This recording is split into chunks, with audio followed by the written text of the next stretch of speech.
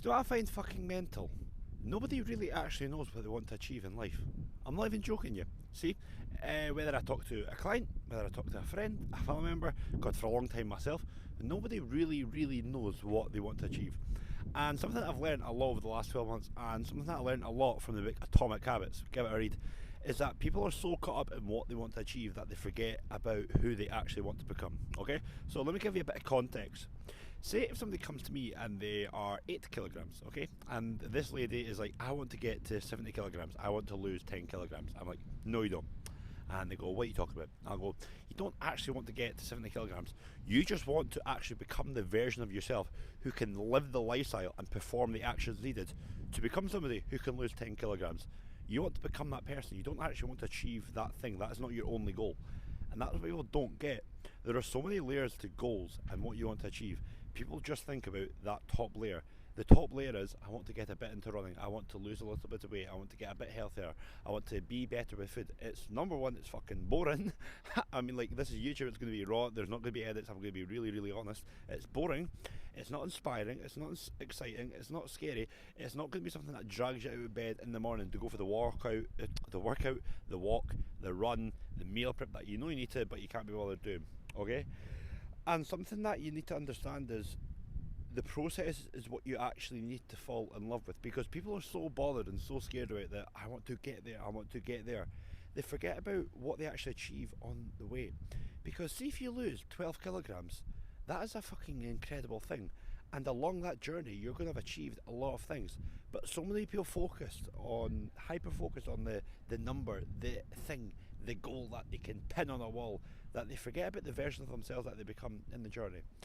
This year, in 2025, I want to run a sub 6 minute high rocks and a sub 9 minute half marathon. But I've got layers to them, because I know that the person I want to become this year is somebody who runs a successful business and has a brand. I want to become somebody who is in a position where they love their body, whether it's with a partner, around friends, with their top off at the beach, all year round. Because even as a coach for a year and a half, I still live with insecurities every single day.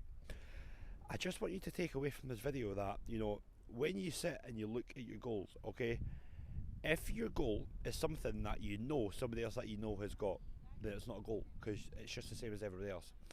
And even if you've thought of something that you've heard from somebody else, make it your own. Like, okay, somebody else might want to run a 10k, but who do you want to become in the process?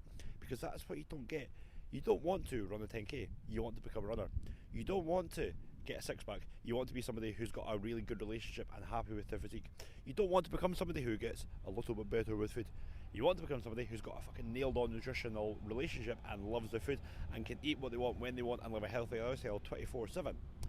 You don't just want to get a six pack, you just want to, and I've already said that one. See what I mean? YouTube, no edits. But that's what I'm trying to say is, when you start thinking about the who you want to become and not just the what you want to achieve, combine those two, and that is the goals that you're going to sit down and you're going to draw out and you're going to be like, holy shit. And the last thing I'll say is, use pain, use hurt. Pain and hurt are one of the single greatest motivators and drivers for any goals possible. If I wasn't in pain and hurt 4 years ago, I would not be where I am today. If I wasn't in pain and hurt 4 years ago, I wouldn't have gone to therapy. I wouldn't have got a coach. If I wasn't in pain and hurt a year ago after becoming a coach and for 6 months just disregarding my health, I wouldn't have got the coaches that I've got now who've changed my life, Look at what actually pains you. Is it the fact that you're uncomfortable to be alone with your partner in bed and have the lights on? Is it the fact that when you go out with your friends, all you ever want to do is be the photographer because you're scared of getting in the photos, because you're scared of looking back at them the next day and going, I look horrible, I look fat, why am I standing like that? If you're scared of only ever wearing black, my phone ran out of battery. But yeah, please use the things that actually hurt you and cut you deep.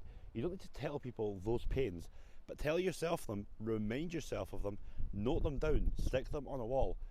Make them the base of where you're going to build your goals, build your motivations. What do you want to achieve? Okay? I promise you, once you start doing that, focus on who you want to become and not just what. I promise you 2025 will be a revolutionary year for you.